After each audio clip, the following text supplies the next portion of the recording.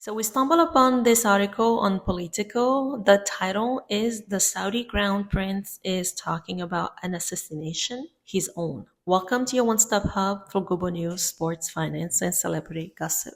Don't forget to subscribe so you never miss a beat. This is your world news.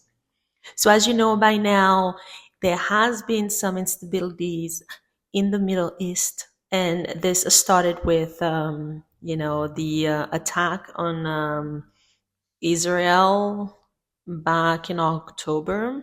And so since then, there's been a lot of events that have unfolded, a lot of assassinations happening, planes crashing for no reason, actually for reasons. But again, we don't know who is behind those attacks. So Iran has lost quite a few important leaders, and Saudi Arabia right now, as you know, Saudi Arabia is actually trying to position itself as a world leader in the Middle East when it comes to sports and events, big events. And so part of that marketing is also doing deals with the West, most importantly the United States. And you know that United States has sided with Israel.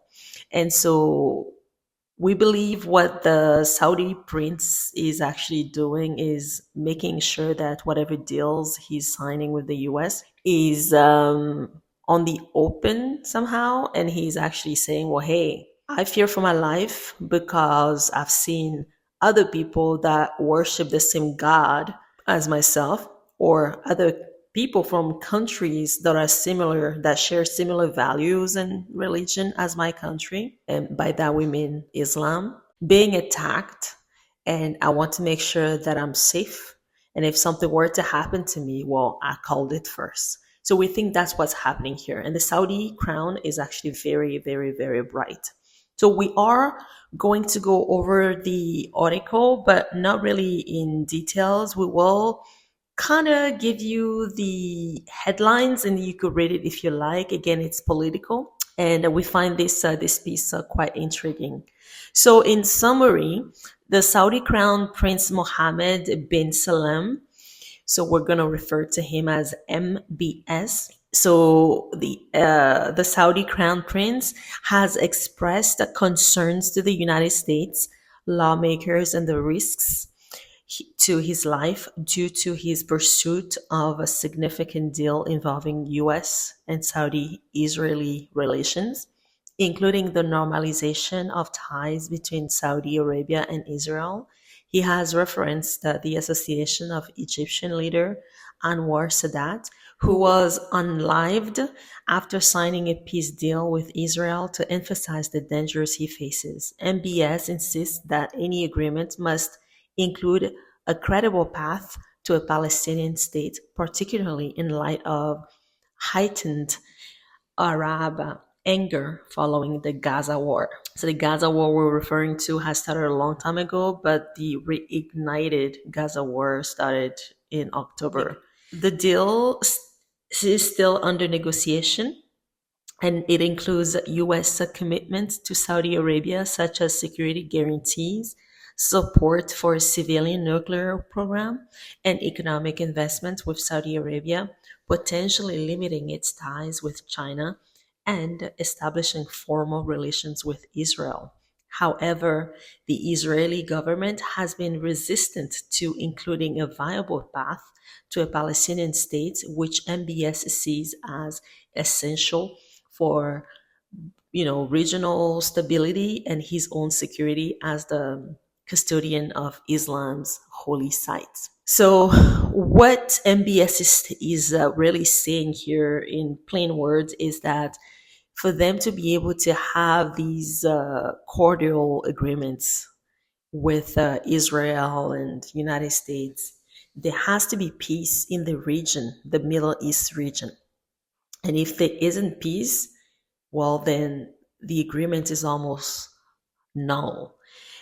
And the reason for that is because Palestine has a great amount of Muslim in there, and Palestinians have found themselves um, you know, deprived from their land, so they say. Again, we're not going to get too political here because it's a he say, she say.